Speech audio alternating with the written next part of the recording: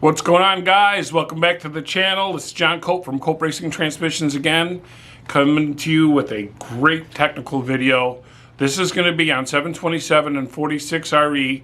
It will also apply to 47 and 48. But this is going to be everything you need to know about the Belleville Spring, the different years, the changes Chrysler made, what you need to know about running these and measuring them for high performance and high pressure valve bodies. What can go wrong, what you can do to fix it. I got two ways you can fix this, so let's get into it. All right, the first thing I want to talk about is first we're going to identify the different year Belleville Springs. That's what these are, what Chrysler calls Belleville Springs. And there were 3 different changes with only 2 springs. I'll get into that. And then same with the pistons. There's different piston heights for depending on which piston you're going to use. So we're going to start with what Chrysler came out with on the 727s first. They used this piston, which is approximately 7.85 thick. The Chrysler part number is 2124834, and this one is a 1966. You can find the cast part numbers right on the piston, along with a production date. If you ever seen these in transmissions, they have a circle with 12 lines around them. And the lines could or cannot be filled with dots. This has 3 dots or 3 lines filled up. So it's January, February, March. And then inside is the year 1966. If you flip it upside down, it could be 99, but they didn't make this piston in 99. So it is 66, January, February, March of 1966. This piston uses this style Belleville spring. And to tell the difference between the early style and the late style is the thickness in the webbing. You see how this one right here has thicker webbing and this one has thinner webbing? Chrysler used the what I call the 212 piston because it's the first 3 part numbers.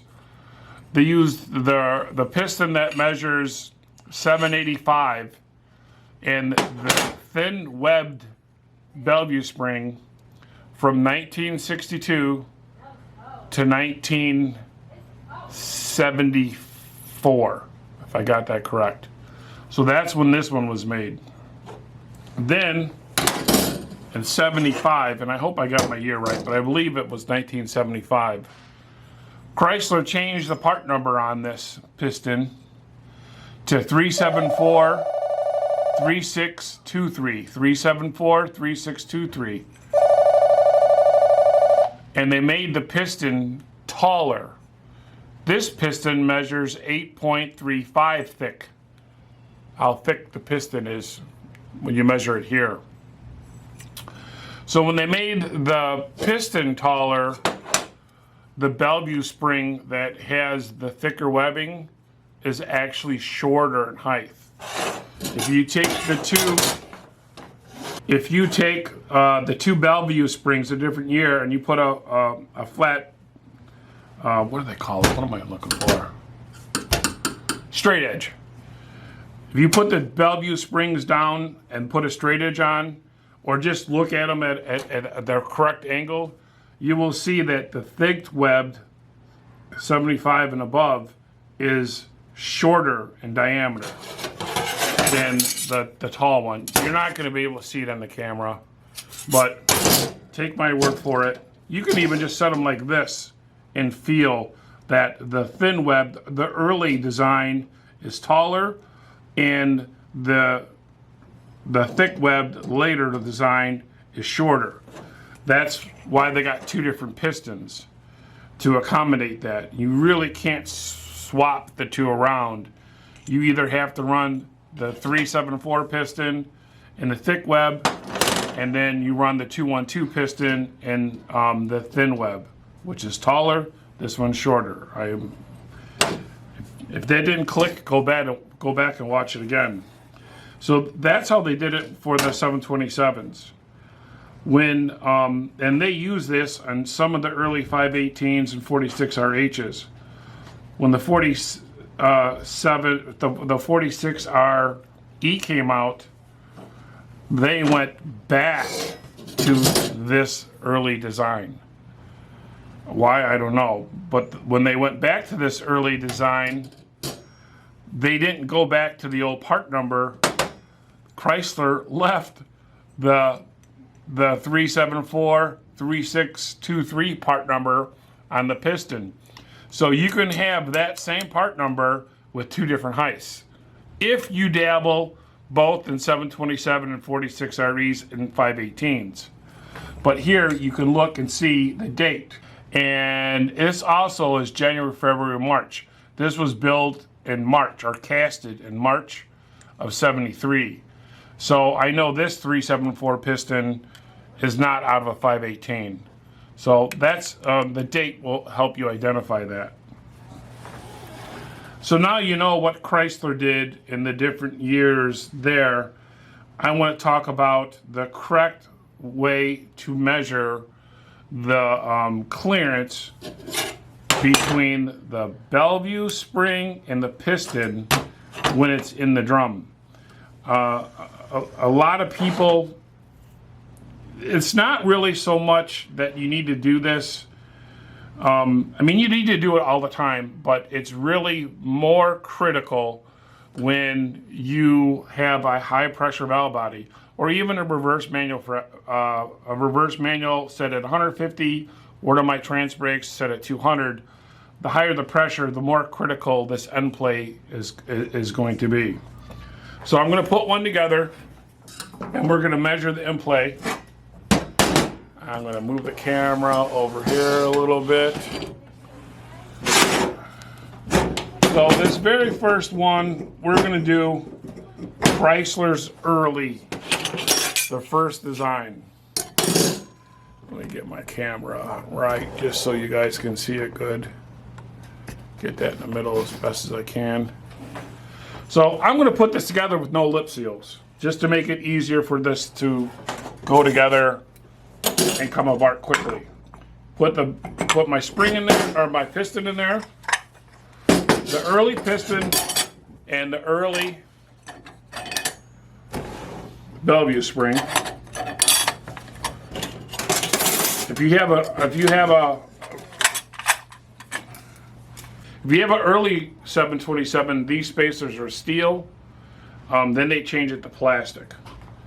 So we're going to put the spacer in there, your hard, wavy snap ring. And this measurement is done without any clutches. Make sure your wave's in there. And I put the wrong piston in. So right now, I put the wrong piston in. So let's change it again. Put the right ear piston, the early piston, the early Belleville spring. Sorry about that. We'll do this all over again. All right. Now the clearance between the Belleville spring and the piston is what we want to be aware of. I'm going to get this baby really close in there so you can see it. And actually, without even me measuring this, it's acceptable. Okay? Well, we're going to go ahead and we're going to measure it. Put the dial indicator on there. I know that's going to be hard for you to see, but you're going to have to take my word for it. I'm going to zero it out, lift up the drum, and this has 30 thousandths. So this is going up and down. My Belleville spring to piston end play You do this with no clutches, no steels, is 30 thousandths. In automatic shift transmission, this is very acceptable. In a race car application, I would like to see that tighter, especially if you have a high pressure valve body. I consider anything over 170 high pressure. Regular pressure, which is still higher than an automatic valve body, is between 150 and 175 is what I would consider like street pressure. And anything from 175 to 200 or 210 is race pressure. So this is acceptable and with the stock valve body, but should be higher with the race valve body. And I'll tell you why. When this piston is applied and it comes up, the piston pushes on the Belleville spring. The Belleville spring comes up, it bends, and pushes on the bottom pressure plate, which squeezes all the clutches and steels in this pack. This drum is on anytime the vehicle is going forward. So that's first gear, second gear, third gear. If you have 46, it'll be fourth gear also. The reason why you want this clearance to be as tight as you can is because with a high pressure valve body, if your clearance is a little bit too loose, or if you have a weak spring, which there really is no way to measure the spring if it's weak or not, because these things are what? Some of them are 50, 40 years old. There's no test that you can do to be like, yeah, this is a good spring, this is a bad spring. What could happen is the piston can come up, push the spring so far, and the piston can travel so far out of the drum, excuse my fingers, out of the drum, that the lip seals on the piston could open up, and that gets stuck in between the Belleville spring and the drum, and it'll mechanically apply the clutches. So the vehicle will go forward even in neutral. You can physically drive this thing in neutral. And when you put it in park, it'll feel like you're brake torquing it, because the forward clutches, even though they're not hydraulically applied by the piston, they're mechanically applied, because the lip seal that's supposed to be down in the drum comes up here, and it gets caught between the drum and the piston, and it doesn't allow the piston to return back down into the drum to have neutral. So this has to shut off to have neutral. So we just checked it with the early spring and the early Belleville spring. Now I'm going to switch it to the late spring and piston. So we're going to switch it over. The late one is thicker. It's 835. The part number starts with 374. And it uses this. I'm going to back up now. It uses this thick web Belleville spring. Put the spacer in there, your hard wave. Back in there. I'll get a little closer for you. And let's see where this one is. Now see, this one is really nice. I wouldn't even have to put the dial indicator on here. I bet you that's 4 or 5 thousandths. In the racing world, this is absolutely perfect. There's nothing you'd have to do to change this. This just so happened to be perfect. That doesn't always happen. So there's two options depending if you're running the early spring or the late spring. We make these aftermarket billet pistons, and they come in two different thicknesses. You can get it in 850 or a .850 or .875.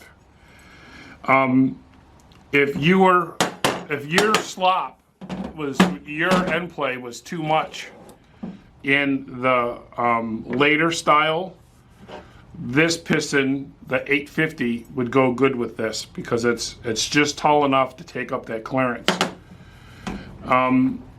The the 875 would do you good if you were doing the early style. I'm sorry, I got to keep my stuff in the middle of the camera here. So if you're doing the early, the 875 seems to be working good.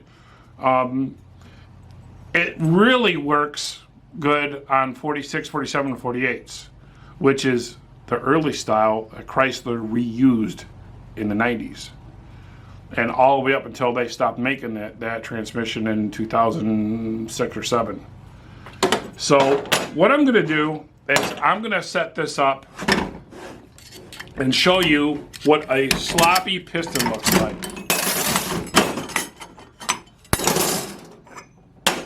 So what I'm going to do is put the shallow piston with the shallow Belleville spring, and this will give us really sloppy end play.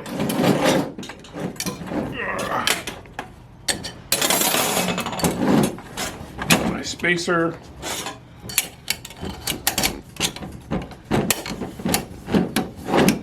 Put that in there. Sorry about me moving the camera around a lot, but I really want you guys to see this, because this is a good video. It's good information that you guys need to know. Gotta know it. So let's check this out.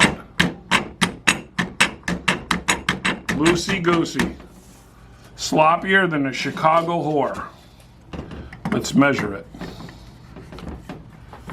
I gotta relocate this a little bit better. All right, I'll zero it out.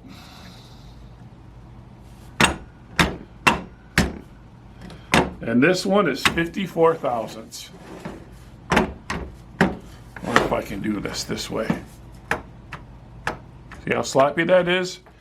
54 thousandths. If you ran this clearance with a high pressure valve body and that 45-year-old piston, you're guaranteed that piston is going to come, or your 45-year-old Belleville spring, you're guaranteed that piston is going to come out of the bore. It's going to bend backwards the Belleville spring, and the lip seals are going to pop out, and the clutch will stay mechanically applied. Guarantee that's going to happen. So there's two fixes for this. There's two ways you can do it. If you already had this problem, you bend that Belleville spring, throw it in the garbage, because you cannot reuse it. Once it's bent, it's deformed. It'll never be able to work again. If you bend that, we have a fix where you can get a billet Belleville spring. But if you didn't bend it, and you're building a transmission, and you're like, okay, the Belleville spring looks good, it wasn't bent, then you can go to the 850 piston and take up this slop. So we know that was 54 thousandths, right? Let's put this piston in. Where is my seal pad? Let's put this 850 piston in and see where our end plate is.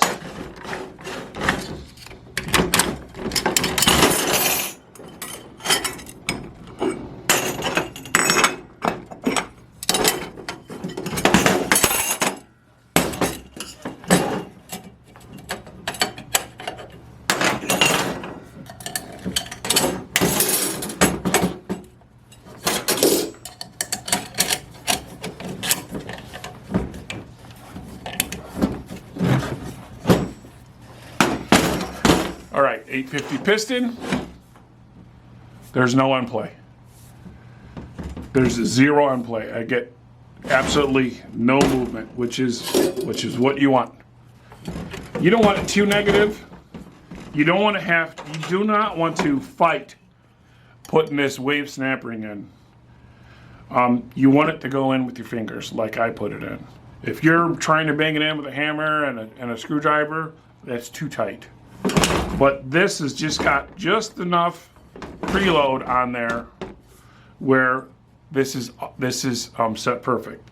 So in this instance, by going to the 850 piston, we did not need to go to the 875 with this style Belleville spring. Now, a lot of times customers would already have already run this, and they may have the piston, the stock piston, and the stock Bellevue spring of this year, which is the late one, and already bend this, and then I would sell them this piston. Well, this piston was only, or I'm sorry, I keep on saying that wrong. This Bellevue spring, they only made this from 75 to, I don't know, was it 88 or 89, maybe 90? I'm not exactly sure, but they only made it for about 10 or so years. So this Bellevue spring is a diamond in the rough. It's hard to get, and to my knowledge, no one remakes this. I got some from TransStar. They fit like shit. I'm sure it was offshore overseas, and so I quit using them. So I was selling my customers these Bellevue springs, and then I got so low I had to stop. I couldn't sell the last 10 or so that I had in my inventory. So if you need a spring, or you're just like, you know what, I don't want to mess around with a 45-year-old spring, I want a new spring, this will be fix number 2. Fix number 2 is designed, will only work if you have the 785 piston. I've tried doing it with the 374 piston, which is 835. It doesn't seem to work because the piston's too tall. It only works with the piston that's 785. So that would be early 727s, and then your 46 REs. That would have the thinner style Bellevue spring. Don't forget, the thicker one is the mid-year, or the later one, the thin one, is early 727 and late 46 RE. So the second fix is, or if you folks, you racers, Mopar guys, want a billet Bellevue spring, we do offer that. I got this kit, let me back this up a little bit. I got this kit through Diesel Shop. It's on our website. You can see it there. But what this kit includes is a heavy duty, brand new Bellevue spring. As you can see, it's the early one, or it works on early applications, or it works on 46 REs. It includes a thin snap ring, a thinner than normal steel plate, and a brand new steel spacer instead of the plastic one. So you'll get 4 of these items with this kit. But you can only use this kit if you have the early piston, which is a 212-84. I'm sorry, I'm dyslexic. 212-4834. That measures 785. Now, if you happen to have the 374 piston, I got plenty of these pistons that I'll sell you with this early kit. So this will work both ways. So how this kit works is you cannot use this with a billet piston, only because the billet pistons are much taller than the factory cast pistons. So I'm going to put the early piston in with this Bellevue spring. The heavy duty brand new Bellevue spring. The steel spacer. I'm going to put the hard snap ring in there.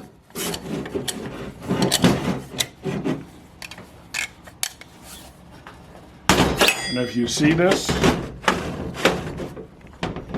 there's no play. There's none. So when you go to this option, let me zoom in a little bit better so you don't have to see my fat gut.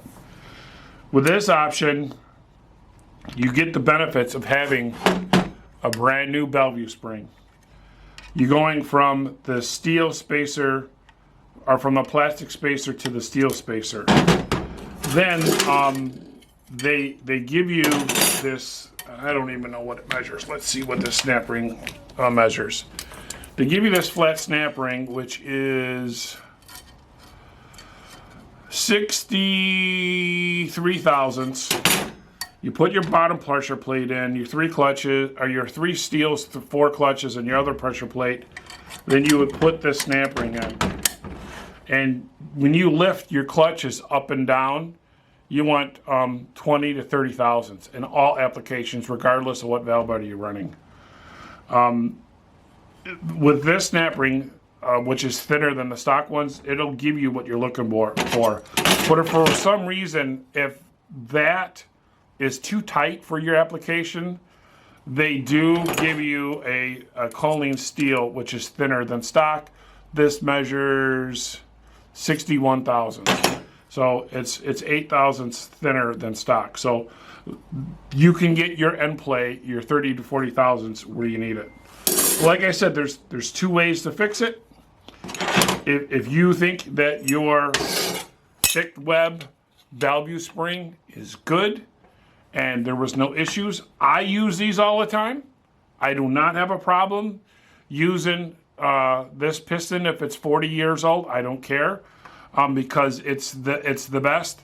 It's not, no one remakes it. And what I did is I made the piston to use this Belleville spring, but I'm getting really low on my supply, so I don't sell this Belleville spring good used anymore. But if you have this in your transmission and you either use your factory cast piston or you get our billet piston to get your clearance, that's what. Sorry about that, the camera shut off for whatever stupid reason. So I'm going to repeat what I said. This is the first way of fixing it. This Belleville spring and a billet piston to get you where you need to go. If you have to have a brand new Belleville spring, then you get this kit that we offer. You'll see it on our website, which comes with the 4 pieces. But if you just so happen to have the taller 835 piston, I do have plenty of these early pistons that will go good with this Belleville spring. So, all right, well, there you have it, guys. That's how you're going to get that Belleville spring clearance where you need to get it to make sure you don't have any problems. The 2 different ways you can do it. You can do it with a piston. You can do it with the new Belleville spring. We got them both in stock, depending on which way you want to handle it. I hope I covered everything. I think I did. So thanks for watching. I hope this really helps you guys. And you can go to our website at coperacingtrans.com, get both the piston, get the Belleville spring. I keep them both in stock. Thanks for watching. We'll catch you on the next one. More power to you. Thank you.